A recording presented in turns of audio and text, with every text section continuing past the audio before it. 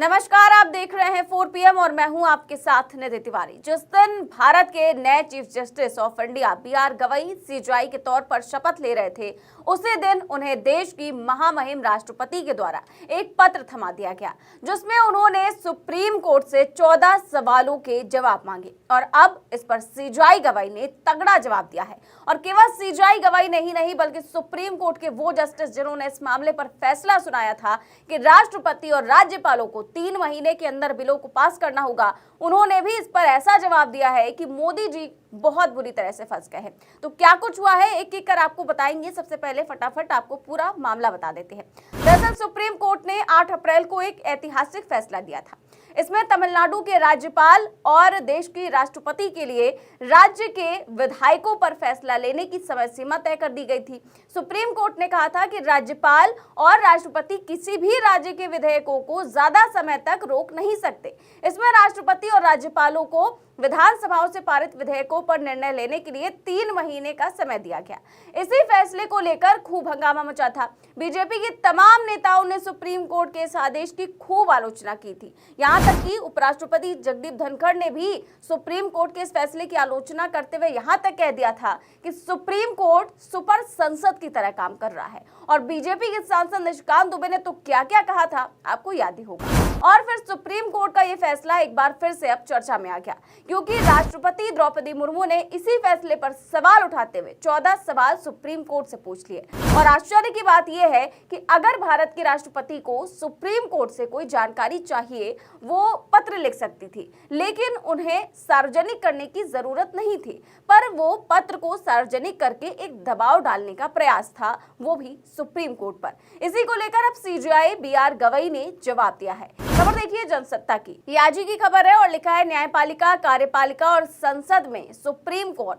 CJI BR Gavai ने दिया जवाब। तो जो 14 सवाल राष्ट्रपति ने पूछे थे, उन सवालों का मतलब तो यही था कि आखिरकार कौन ज्यादा बड़ा है, कार्यपालिका या न्यायपालिका, और न्यायपालिका कैसे किसी राष्ट्रपति को आदेश दे सकती है। इस तरीके के कई सवाल किए गए थे।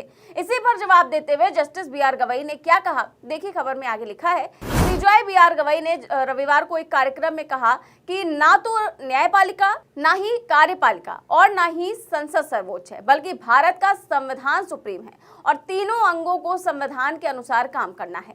इस सप्ताह की शुरुआत में 52वें चीफ जस्टिस ऑफ इंडिया के रूप में शपथ लेने वाले जस्टिस गवई ने यहां बार काउंसिल महाराष्ट्र एवं गोवा द्वारा आयोजित अभिनंदन समारोह तथा राज्य वकीलों के सम्मेलन को संबोधित करते हुए ये बात कही। CJI ने कहा कि ना तो न्यायपालिका, ना ही कार्यपालिका और ना ही संसद सर्वोच्च है, बल्कि भारत का संविधान सुप्रीम है और तीनों अंगों को संविधान के अनुसार ही काम करना है।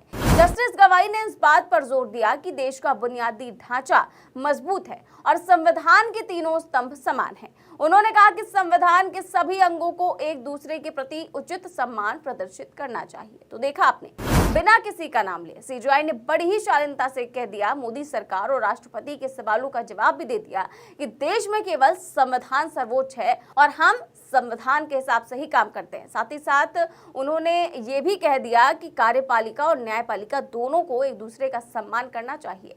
मुझे नहीं लगता कि इससे बढ़िया कोई जवाब राष्ट्रपति जी को या फिर मोदी सरकार को अपने सवालों पर मिल सकता है। और चीफ जस्टिस ने तो मोदी सरकार को सुनाया ही, साथ ही साथ जस्टिस JB पारदीवाला जिन्होंने ये फैसला दिया था, उन्होंने भी खुद से सामने आकर कहा कि राज्यपाल मामले में सुप्रीम कोर्ट ने केंद्र की गाइडलाइन से ही फैसला दिया है। खबर देखिए, लिखा है कि सुप्रीम कोर्ट के जस्टिस पारदीवाला ने हाल ही में स्पष्ट किया कि 3 महीने की समय सीमा केंद्र सरकार के गृह मंत्रालय द्वारा 2016 में जारी 2 कार्यालय ज्ञापनों पर आधारित थे।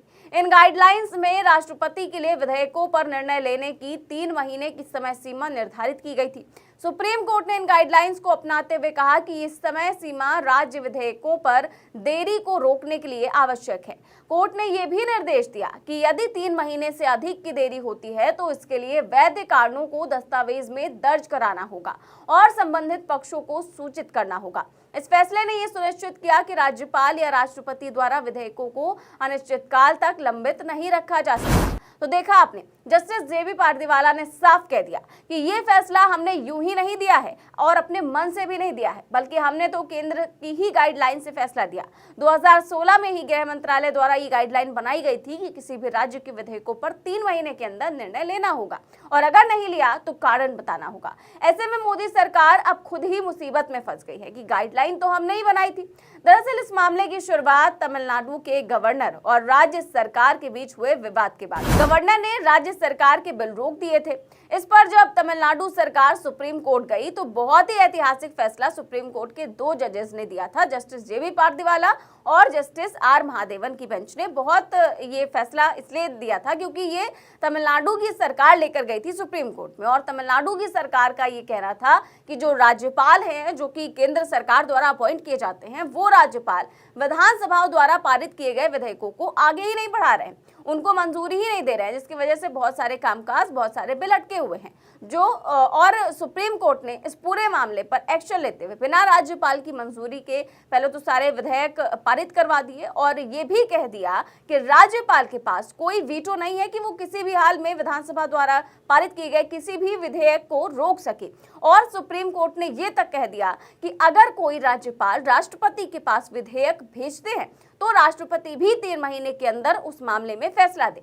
तो उसके बाद से लगातार ये पूरा मामला शुरू हुआ था कि सुप्रीम कोर्ट राष्ट्रपति को आदेश कैसे दे सकता है। याद होगा आपको उपराष्ट्रपति जगदीप धनखड़ की टिप्पणी 17 अप्रैल को उन्होंने एक इंटर्न ग्रुप को संबोधित करते हुए कहा था कि सुप्रीम कोर्ट के फैसले पर उन्होंने आपत्ति जताई थी। धनखड़ ने कहा था कि अदालतें राष्ट्रपति को आदेश नहीं दे सकती। संविधान के अनुच्छेद 142 के तहत कोर्ट को मिला विशेष अधिकार लोकतांत्रिक शक्तियों के खिलाफ 24/7 उपलब्ध न्यूक्लियर मिसाइल बन गया है, जो सुपर पार्लियामेंट की तरह काम कर रहे हैं। अब ये जो उन्होंने कहा था, इसको लेकर के तो खूब बवाल खड़ा ही हुआ था, लेकिन अब जब सुप्रीम कोर्ट के 2 सीनियर मोस्ट जजेस ने इसका अच्छे से जवाब दे दिया है कि ना हम सुप्रीम हैं और ना आप सुप्रीम हैं, केवल संविधान ही सुप्रीम है, तो अब इस पर मोदी सरकार क्या कहती है, क्या जवाब आता है, क्या कुछ होता है, ये तो वक्त ही बताएगा।